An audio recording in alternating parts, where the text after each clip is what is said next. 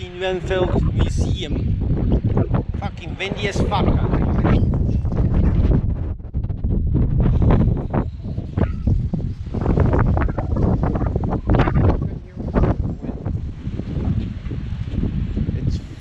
It's windy as fuck, man. Oh, no, I mean, were you talking to me though? No. Oh. I was talking to the camera. Oh. So this is one of the good guys out here. My buddy Jimmy. That's been around Gene Winfield for how long, Jimmy? I started hanging out at his shop in '97. I came in to take a few pictures, and one thing led to another. And Gene says, "Oh, what do you know how to do?" And I worked on some wiring and never ended up leaving. Here he still is. So, anyway, so some of this stuff, maybe some tools Gene had, but most of it is stuff he's collected. He built some headers for a flathead when he built some original style headers like he had on the original 27T, the thing. And one of our friends, he lives up in Winnipeg, Canada, his kid was building a rat rod and he wanted the headers, but he had this bicycle, so Gene traded it for the bicycle. And I think it's a 1936, it's like CMI or something. It's like Canadian manufacturing or something like that, made that bicycle with the kind of neat sculpturing on it. We got some old Sun equipment and things like that. And that's Gene's ride right here. Yeah. He's currently at Rob Ida's for some metal shaping class. Yeah. Whatever. We got an old headlight aiming machine in there underneath there. It'd be nice if we got so much stuff, if we had a place to display it. Old welder, a battery, another chip, I don't know what this is. AC Delco thing. We got just a lot of old stuff, oil filters and miscellaneous pieces. Some of this stuff I think is even like plumbing supplies and hardware and stuff like that. Anyway, this is actually Gene started out building a, or I shouldn't say, Gene started when he started working on cars. There was a chicken house behind his mom's house, and they raised chickens for themselves and eggs and all that. So he started working in the chicken house, and then they, as he needed, he'd expand onto it, and he started pouring concrete on the floor. And he'd get his buddies from the Century Toppers Car Club, and they'd help out pouring the stuff, all mixing it by hand in the trough and stuff. And anyway, so they do that. But anyway, so the chicken house was still standing, and some local guys, you know, heard about it, and they went and they actually bought the chicken house off the property. It was some rental property now that, you know, it hasn't been in Winfield's family for decades, you know. So the tenant gave them the, you know, the information with the person that owned the property. So they bought the building, and their plan is to move it someplace. Yeah. And so it was still standing, and we did. There's a video that you can see the trailer of it on YouTube. Is called Gene Winfield Kings of Customs, and custom is with a K. And it's gotta be a key. And you can look that up with, it's 3 minutes and 23 seconds movie trailer that pretty much shows about Gene's career at 65 years back, and this was done over 10 years ago. But anyway, so the guy that owns the property, that owns the thing now, the chicken house, he says, "Hey Gene, you want some memento for your place?" So he took the fuse panel. Oh, got really? the little glass fuses. You didn't have breakers back then. You'd have to unscrew these, and when these would burn out, I remember them suckers. people they wouldn't go buy fuses, so they put a penny back there, and the penny wouldn't burn up like the fuse, and they'd set the house on fire. So, but yeah, and then he's got a lot of memorabilia, old signs and things like that he's got his girlfriend Laura, her husband was a big collector of that stuff. She's widowed, so she brought some stuff out from him. This is we got our guest book here. We got people from, we started this probably about 5 years ago now, but we got guests from all over New Zealand, Australia, Japan, and Europe, and you know, various places, Canada and everything. So you can sign that, check that out. But this is some of the die-cast stuff that he has here. But this is really what got me into Gene Winfield, was the model kits. He was a consultant. He and George Barris and the Alexander brothers and Bill Cushenberry were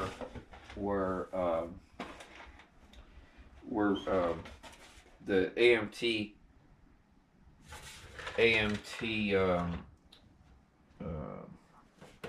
custom car team. So anyway, this one doesn't have it, but you'll see this one. So each of the guys, these are what they called annuals. So the annuals were each year when the new models came out of the real cars. They used to have what they called promo cars, and they were little toy cars that the dealerships would give to the buyers, you know. And they were very nicely detailed, but they didn't have engines and they didn't have windows and stuff. But anyway, so that's how this AMT got started. And it was a company called SMP, and they were making those promos. So people started making them, you know, more detailed and stuff. And a guy named Bud Anderson, he just customized it with, he was in the service, and he just scrounged stuff like bottle caps and whatever it was, and he decorated it, and he sent them photos and said, hey, I've modified your models. So one thing led to another, and after he was out of the service, he went there to go for a visit, and he mentioned that he had sent them these photos, and they gave him a job.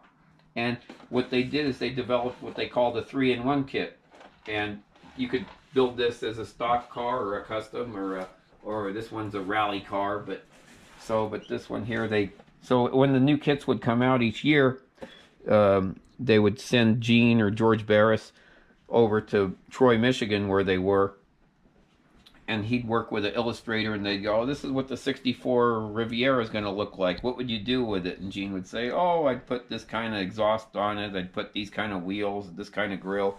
And they'd make this so that a 10-year-old kid could pull this off to build the car 3 different ways. And yeah, that's some more artwork that the guys did there. They were at the Santa Maria show, and they have a charity auction, and they bought this. Somebody painted it up. It's got a lot of that stuff around. Yeah.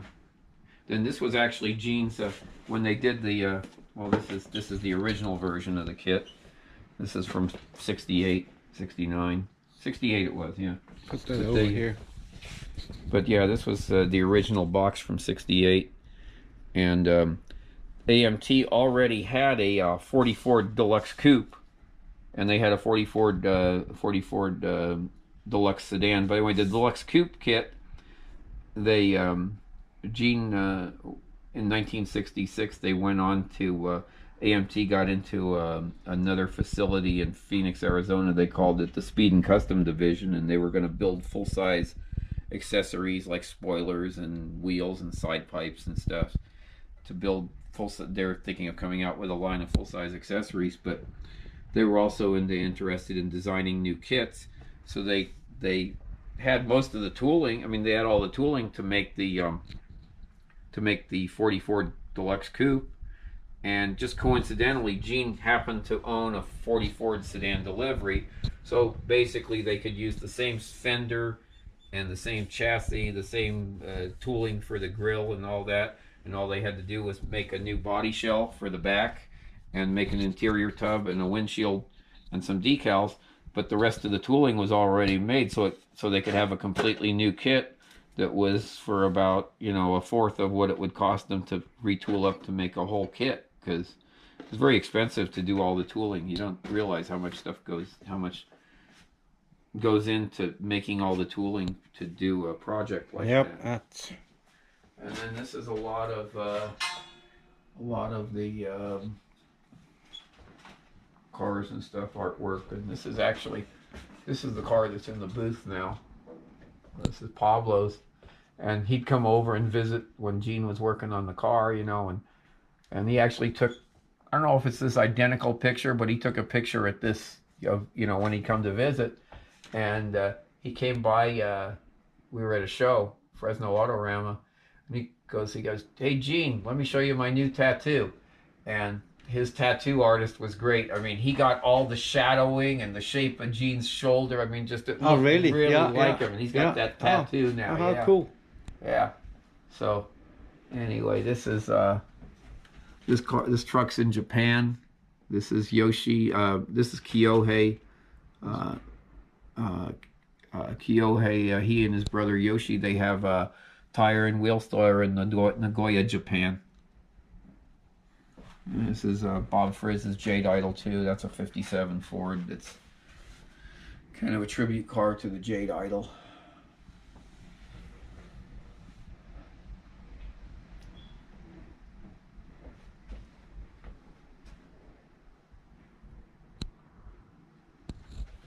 What else we got here? Yeah, we got all kinds of stuff here. This is his Pacifica. This was in Australia. It was an Australian Ute. They're like a passenger car. They're kind of like a Ranchero. They're a passenger car body, but they're a pickup truck. So they had a Ute that was in pretty good shape, but they had a panel. They've also on this body style, I guess apparently they told and they made a panel. And what they did was they took the rusty panel truck and cut the roof off it and grafted it onto a Ute, and they chopped it and everything. And this is what is this guy's name here? Mojave Famoso. Yeah, what is the guy's name that did this artwork? Darn.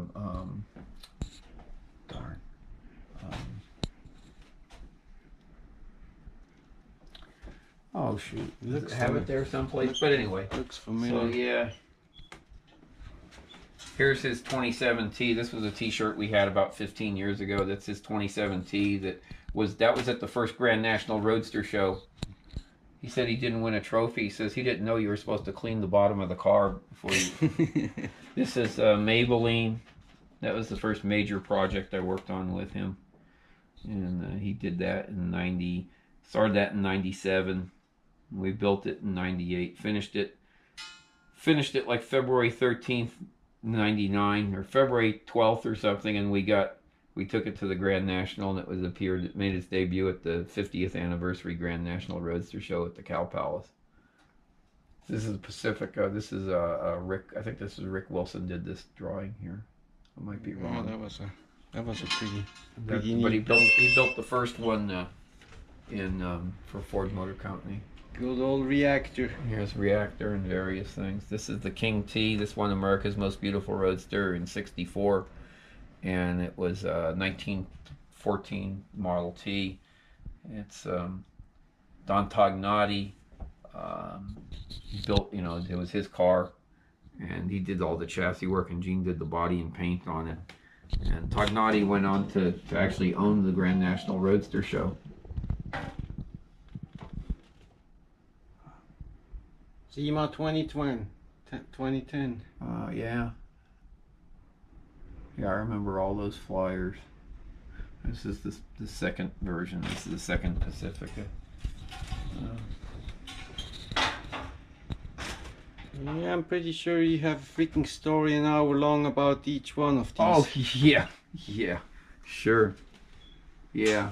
That's what makes it. This was taken at, this is Anna Marco, I believe, took this picture. She was a senior feature editor for Custom Rodder. And this was taken at now it's called Bob's Big Boy Broiler, but actually it used to be boy,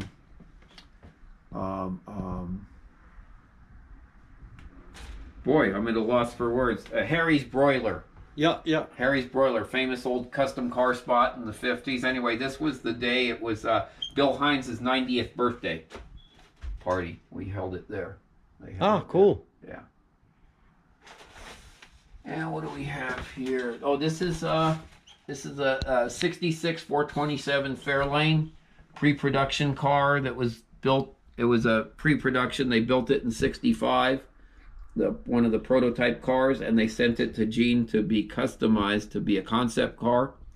Most of those cars got destroyed just because of they had no way to really insure them or warranty them. They were kind of a liability. So it had a 427 engine in it, and they ended up sending it to a dealership that had a race team, and they used the engine out of it, and it just was sitting kind of abandoned behind a dealership for years and years, and I don't know what happened to it in the meantime. But then about 10-12 years ago, a guy, Marty View from Minnesota, he worked for a printing outfit, big printing company, but his side business was buying and selling NOS and rare Ford high performance parts.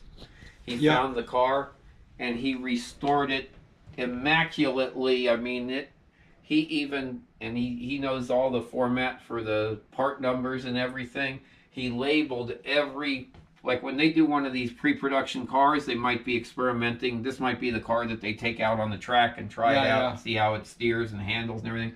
So they might try different springs, and they might paint the springs that are one spring rate yellow, and then the ones that are a different spring rate blue or whatever, and they'll keep track of all this stuff. And so he went and he labeled, he made all the stickers of all the appropriate part numbers, experimental part numbers, and all this stuff. We got the correct metal flake interior that Gene put in it, and the correct Anson steering wheel, and the matching paint to paint the garnish moldings and such. And it's just, that's a whole story in itself of just the things that happened that you'd go, this guy will never find this part, and by just a strange set of circumstances, everything just fell into place with that car. And it was just sold at auction recently, $215,000, which I thought it should have gotten more money, being that it's just a one of one basically. So sometimes the what do you call it? The auction houses, I think they don't really do it right. Galpin Autosports. This is a Ford.